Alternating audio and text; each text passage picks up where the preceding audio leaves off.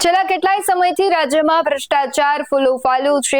બેફામ ભ્રષ્ટાચાર થઈ રહ્યો છે। કૌભાંડો સામે આવી રહ્યા છે। સરકારી કામોમાં અધિકારીઓ પણ ભ્રષ્ટાચાર કરી રહ્યા છે। ત્યારે ભ્રષ્ટાચાર એટલી હદે અત્યારે વધી ગયો છે કે તેને રોકવું ખૂબ જ મુશ્કેલ કામ થઈ ગયું છે। કારણ કે જે પ્રમાણે મંત્રીથી લઈને નાના અધિકારીઓ છે તે લાંચ લેતા પકડાઈ રહ્યા છે અને ગુજરાતમાં આમ તો ભ્રષ્ટાચાર મુક્ત ગુજરાતની વાતો સરકાર કરી રહી છે, પરંતુ જે કિસ્સાઓ સામે આવે છે ત્યારે લાગી રહ્યું છે કે શું સરકાર આ ભ્રષ્ટાચાર મુક્ત ગુજરાતની વાતો કરે છે તેમાં સફળ રહેશે।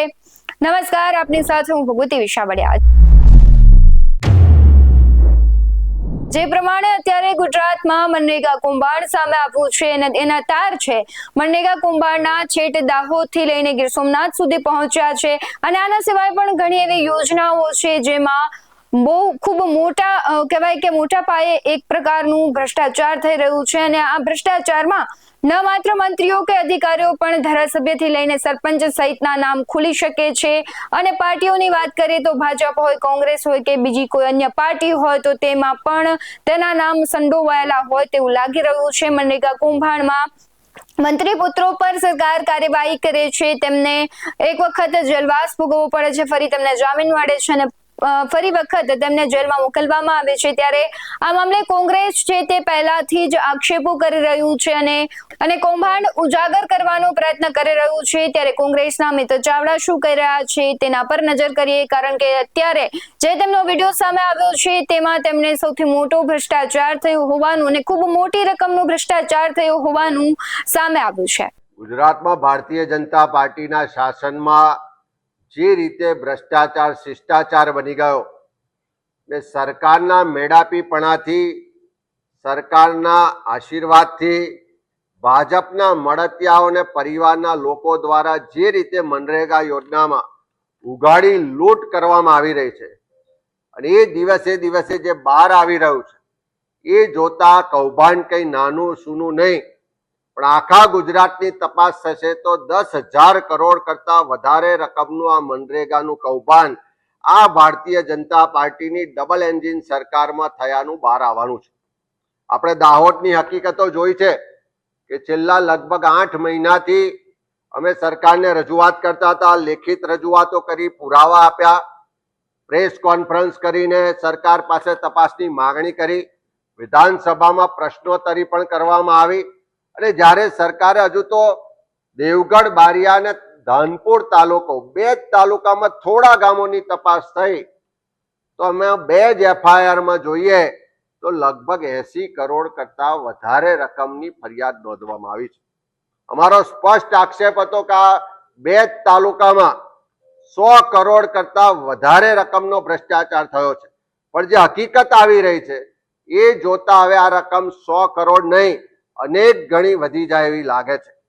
જે રીતે પહેલી તપાસમાં એફઆઈઆર થયા, મંત્રી શ્રી બચુભાઈ ખાબડના 2 પુત્રોને જેલમાં મોકલવામાં આવ્યા, બીજી એફઆઈઆરમાં પણ એની ધરપકડ કરવામાં આવી અને ઓપરેશન ગંગાજળની વાત કરવા વાળી સરકાર હજુ સુધી મંત્રીશ્રીને છાવરી રહી છે, બચાવી રહી છે। હજુ પણ એ મંત્રી પદનો સત્તાનો ઉપયોગ કરીને ક્યાંક તપાસને દબાવવાનો, ગેરમાર્ગે દોરવાનો પ્રયત્ન કરે છે। પણ જે રીતે એક મીડિયા ચેનલમાં મેં જોયું કે મંત્રી શ્રી બચુભાઈ ખાબડ એમ કહેતા કે આખા ગુજરાતમાં મનરેગામાં ભ્રષ્ટાચાર થાય છે, મારી એકલાની પાછળ શું કામ પડ્યા છે? અમે સરકાર પાસે આખા ગુજરાતની તપાસ કરવા માંગીએ છીએ, પણ જે સરકારના મંત્રીશ્રી છે એમના ગામના લોકો મારી પાસે આવ્યા અને એમણે જે મને હકીકતો સાથે, પુરાવા સાથે માહિતી આપી છે કે એમનું ગામ પીપરિયા ગામ છે, પીપેરો ગામ છે, ધાનપુર તાલુકાનું, માન્ય મંત્રી શ્રી બચુભાઈ ખાબડના ગામ એટલે કે દાહોદ જિલ્લાનું ધાનપુર તાલુકાનું પીપેરો ગામ, એ ગામમાં કુલ 498 જેટલા સર્વે નંબરો છે અને 498 સર્વે નંબરો પૈકી 12 સર્વે નંબરોની મારી પાસે માહિતી ને ફાઇલ ને વિગતો છે। આ 12 સર્વે નંબરમાં તમે જુઓ તો એમાં જે માલિક છે, ખેડૂત છે, એ માન્ય મંત્રીશ્રીનું પોતાનું નામ છે। બીજા એક સર્વે નંબરમાં જુઓ તો જે માલિક છે એમના પરિવારના લોકોના નામ છે. આ 12 સર્વે નંબરની માહિતી જોઈએ તો 12 સર્વે નંબરમાં લગભગ 3 કરોડ રૂપિયાના કામો મનરેગાના કરવામાં આવ્યા છે. ત્યાં સ્થળ પર જે લોકો મને લેખિત ફરિયાદ ને વિગતો આપી ગયા છે એના મુજબ સ્થળ પર ત્યાં એક પણ કામ કરવામાં આવ્યું નથી અને કામો પણ આટલા વર્ષોમાં ત્યાં ચેક ડેમો બન્યા છે, ત્યાં પ્લાન્ટેશન એટલે કે વનીકરણ કરવામાં આવ્યું છે, જમીનો લેવલિંગ કરવામાં આવી છે, જે પથ્થરની દિવાલો ઊભી કરવામાં આવી છે, સિંચાઈ માટેના કૂવા બનાવવામાં આવ્યા છે, સ્ટ્રોમ વોટર ડ્રેનેજ બનાવવામાં આવી છે. આ બધા જ જે કામો છે એના અહીં આગળ વર્ક કોડ સાથેની વિગતો પણ છે કે કયા સર્વે નંબરમાં કયા પ્રકારના કામ કરવામાં આવ્યા છે એની વિગતો પણ છે. આ બધી જ વિગતો ઓનલાઈન મનરેગાના ડેટા ઉપલબ્ધ છે, એમાં ઉપલબ્ધ છે અને જે લોકોની ફરિયાદ છે મુજબ આ 12 સર્વે નંબરમાં જેમાં મંત્રીશ્રીનું પોતાના નામની જમીનો છે, એમના પરિવારના લોકોના નામની જમીનો છે અને એના પર જે કામો મંજૂર કરવામાં આવ્યા એ 3 કરોડ કરતા વધારે રકમના છે. હજુ જેમ જેમ તપાસ થશે હું માનું છું કે મંત્રીશ્રી, એમના પરિવાર અને ભાજપના અનેક મોટા નેતાઓના સંડોવણી પણ બહાર આવવાની છે. મારી સરકાર પાસે ફરી માગણી છે કે સરકાર જો ઓપરેશન ગંગાજળની વાત કરતા હોય, સરકારમાં જો પ્રમાણિકતા હોય, સરકાર જો આ તપાસને દબાવવા કે એને ડાયવર્ટ ના થાય એવું ઈચ્છતી હોય, તટસ્થ તપાસ કરવા માંગતી હોય તો સરકારે ઓપરેશન ગંગાજળ અમલમાં મૂકવું જોઈએ. મંત્રીશ્રી તો જાતે રાજીનામું નહીં આપે પણ એમને મંત્રીમંડળમાંથી હાંકી કાઢવા જોઈએ. આજે પણ મંત્રીશ્રી બિંદાસ ફરે છે, સરકારી સવલતો અધિકારો ભોગવે છે, સત્તા ભોગવે છે અને તપાસને દબાવવાનો લોકો જે ફરિયાદ કરે છે એને ત્યાં પોલીસ મોકલીને ધમકીઓ આપવામાં આવે છે.